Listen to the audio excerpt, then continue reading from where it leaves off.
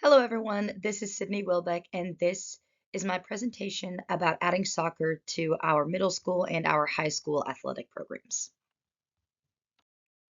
Let's first talk about level of interest. Now, feelers were sent out specifically to our 6th through 11th graders because they would be next year's 7th through 12th graders. This makes sense because our middle school teams consist of 7th and 8th grade, where high school team is obviously 9 through 12. Now, as you can see, there is greater interest in the middle school right now. To me, this makes sense because a lot of these students have either not began their middle school athletic careers or maybe have just begun and are more willing to switch sports. And of course, talking about our YMCA programs and youth units being taught in both our elementary and middle school PE programs, which you can read about in the rationale I have written.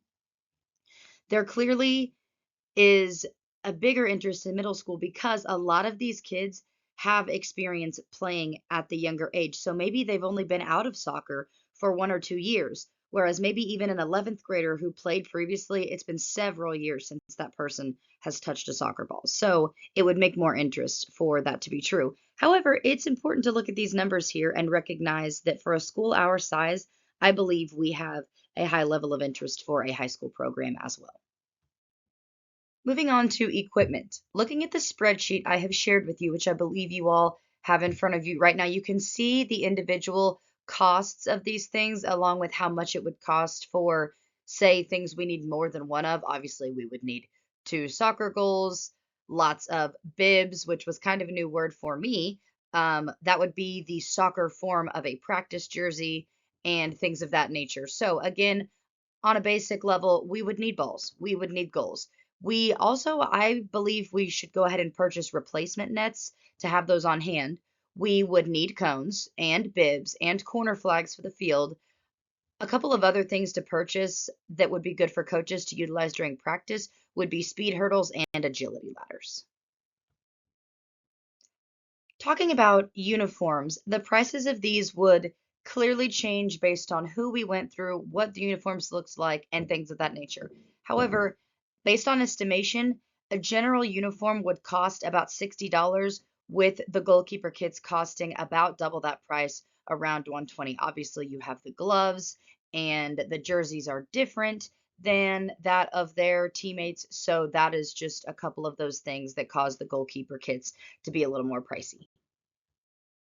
Again, when we talk about things like travel and officials, these costs are clearly estimations because we wouldn't exactly know which schools we would be playing against, which ones are home and away, and things of that nature. However, I did look back to several other sports budgets for their travel, combined with talking to Transportation Director Paul Fry about the sort of equation that's used, which is minimum wage. It's 13.75 an hour plus an extra 20 cents for every mile that bus driver drives. So that would be kind of costs of transportation. And of course, we would total that at the end. Now, in terms of officials, with research I have done, it seems to me like most middle school and high school games have 2 to 3 officials. And there's a bit of a range, but making our best guess, I can say that a middle school official would cost around $45, with a high school official costing around $80 per game. Last and certainly not least, if we are considering adding a middle school girls and boys and high school girls and boys soccer program, we are going to need several coaches. Now, to me, this might be the most challenging aspect of adding these programs simply because our school has never had these programs before. So, thinking back, a lot of our current coaches played these sports growing up or were very interested in these programs and watched these programs growing up. Not that they're all from Brookfield or Lane County, but many of them are. So a lot of our current coaches in the district wouldn't necessarily have soccer experience. However, this doesn't necessarily mean they don't have experience with soccer in other areas. Maybe they watch soccer, maybe they are big soccer fans. We don't know. So I believe, again, that this might be challenging. However, I would like to point out that I do think it is very feasible to seek these individuals out.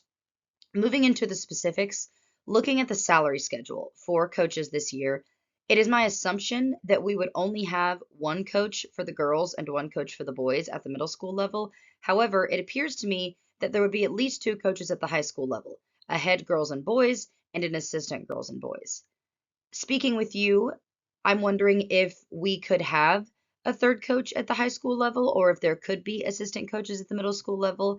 And that is actually where I will conclude my presentation and begin my sort of questions with you all. And that's what I would start with. So I want to know what your thoughts are based on our coaching concerns and then what your thoughts are overall and any other questions you may have. Thank you so much for listening.